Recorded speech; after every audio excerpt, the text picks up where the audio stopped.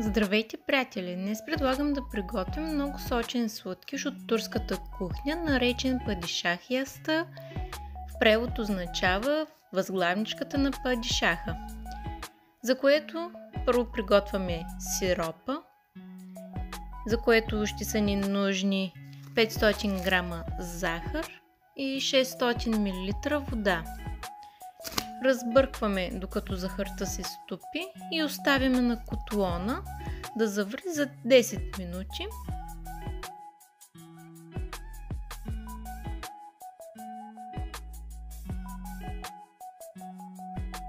След като сиропа е врял 10 минути, махаме от котлона и оставяме напълно да се охлади.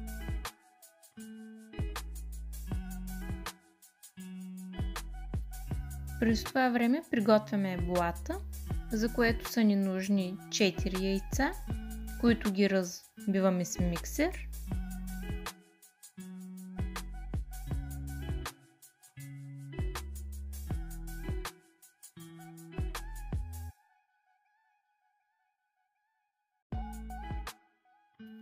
Постепенно добавяме 120 грама захар.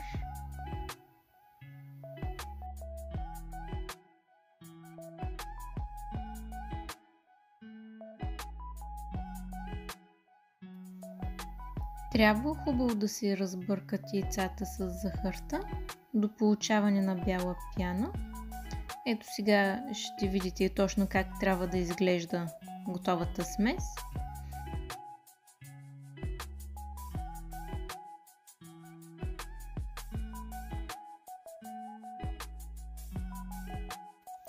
В яйчената смес пресяваме 160 грама брашно, едно пакетче бак пулвер и едно пакетче ванилия.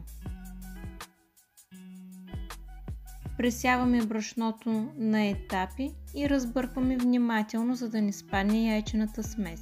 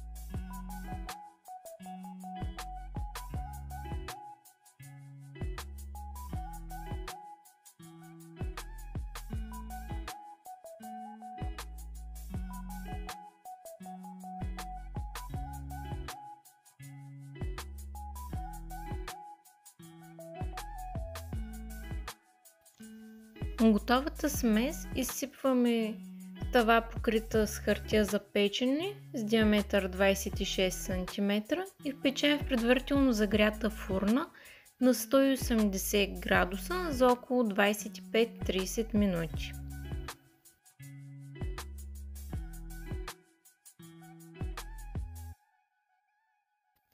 Ето го, блата изпечен напълно и оставяме да се охлади. Напълно охладения блат изкарваме от формата за печене.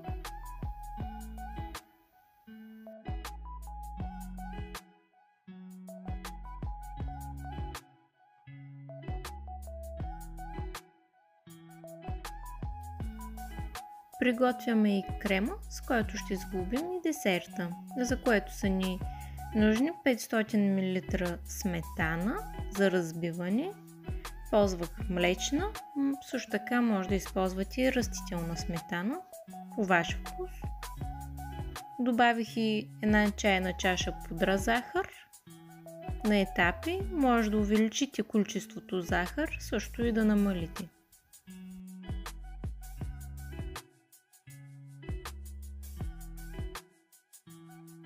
Сега почваме с сглобяването на десерта, за което първо започваме с разполовяване на блата. Разделяме блата на две части.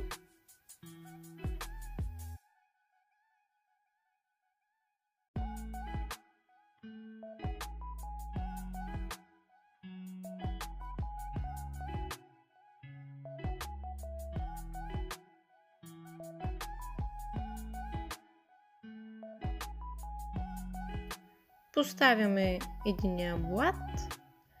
Аз използвах ринг за заглобяване, но не е задължително, за по-лесно.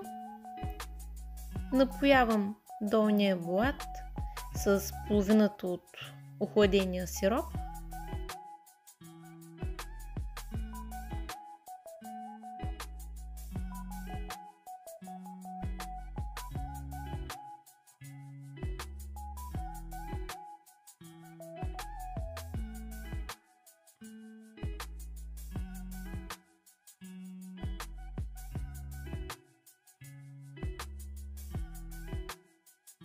Върху сиропирания блат поставяме крема и разпределяме равномерно върху блата.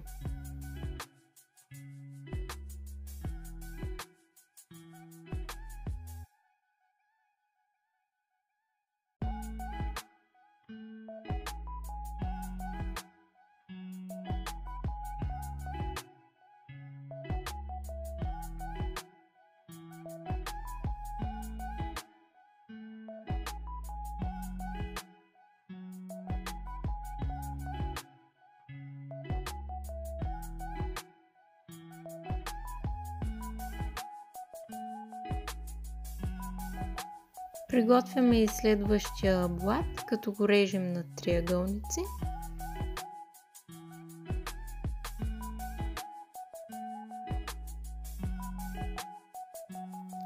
След което равномерно ще ги разпределим върху крема.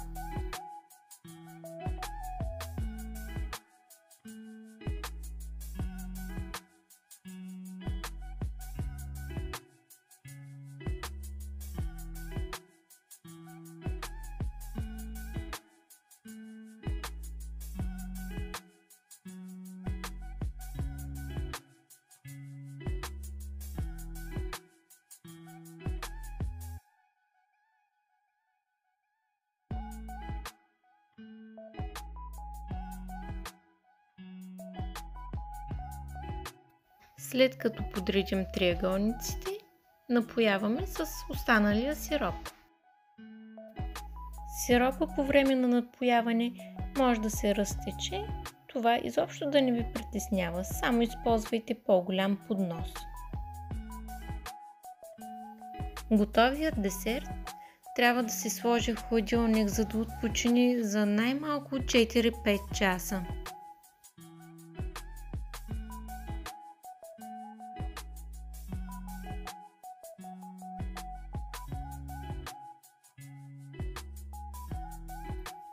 Ето го напълно охладен десерта.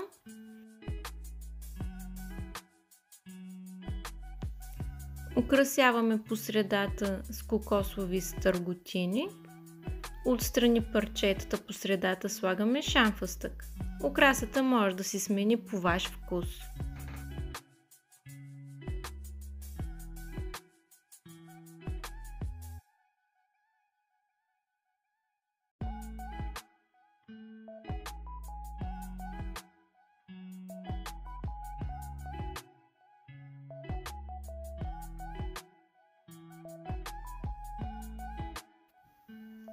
Ако видеото ви е харесало, може да се абонирате за канала ми за още рецепти.